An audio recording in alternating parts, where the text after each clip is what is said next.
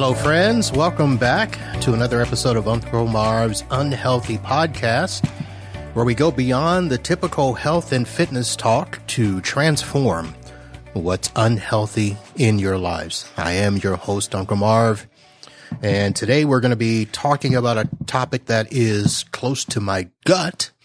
Yes, you heard me say that correctly. Literally, we're going to be talking about gut today.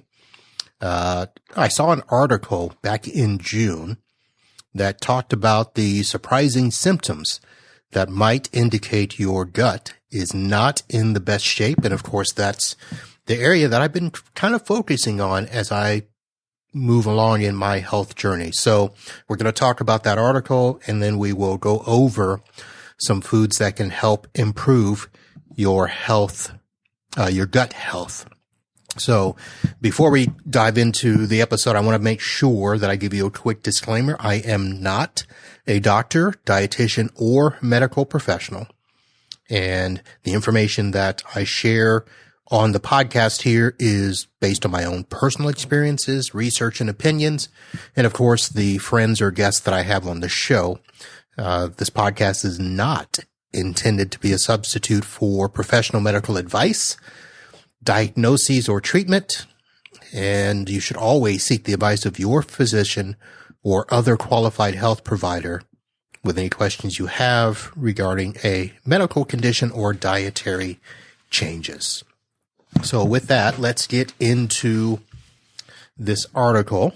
The title of the article is 7 Worrying Signs You Have Unhealthy Gut, as doctors identify disturbing cancer surge in people under 50. And this article actually was published back on June 4th. And yes, it has taken me more than a month to get to it, but it's in the list of things that I want to go over. Now, those of you that know me personally realize that, yes, I am over 50, but that does not mean that I should not pay any attention to what we do find when it comes to gut health. And of course, I'm doing the show here, so if any of you under 50 can benefit from this, let's help you learn. So the 7 signs that they mention in this article, excessive bloating, especially when not related to a heavy meal or alcohol, changes in bowel movements, such as a sudden increase or decrease in frequency, persistent fatigue, which could indicate issues with nutrient absorption, low mood or depression, as the gut is sensitive to emotions, brittle hair, skin, and nails due to poor nutrition absorption, frequent illness, as the gut is responsible for 70% of the immune system, and last, susceptibility to broken bones, because an unbalanced gut may lead to poor calcium absorption. So these are what they consider as the surprising signs. Basically, gut health can affect a lot more than just digestion. So if you think that's just gas that you're dealing with, be sure to look into some of these other key signs. And of course, the advice of the article is if you're experiencing any of these issues persistently, it might be worth discussing them with a healthcare professional. So the article actually does list some things to do when it comes to, actually, no, it doesn't. I thought it did, but I actually went and did my own research as to what can be done when it comes to addressing gut health. And of course, most of it has to do around the foods that we consume that will help improve. So let me go ahead and just mention what are some foods that can help. And of course, the foods are based on, having a high fiber diet along with plant-based products and vegetables, foods that are rich in probiotics, prebiotics, and polyphenols, which is that word that I never really understood, except that we'll start with that word first. Basically, polyphenols are things like blueberries, green tea, and dark chocolate. And those are mentioned because they can benefit the gut microbiome. And I'm not going to discuss that here because I don't want to get too geeky into the tech there. But that is the food when it comes to polyphenols.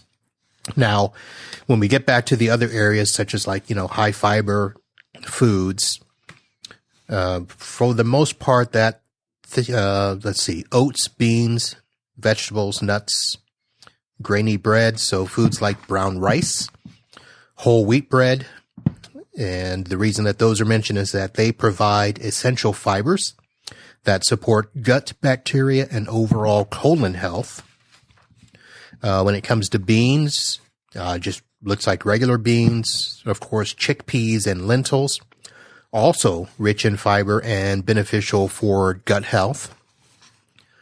Vegetables and fruits. I found that leafy greens, so of course things like your spinach and kale, these are high in fiber and nutrients like folate, vitamins A, C, and K.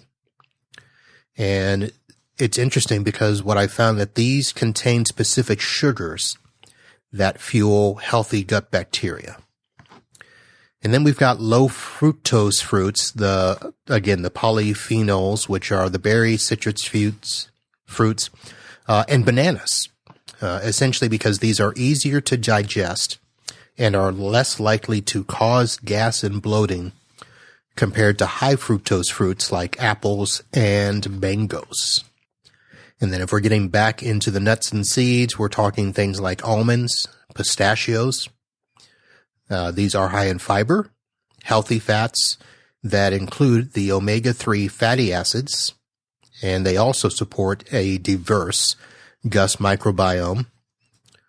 And then the probiotic foods. So Greek yogurt, some words I can't pronounce that all start with K, sauerkraut. These are rich in probiotics.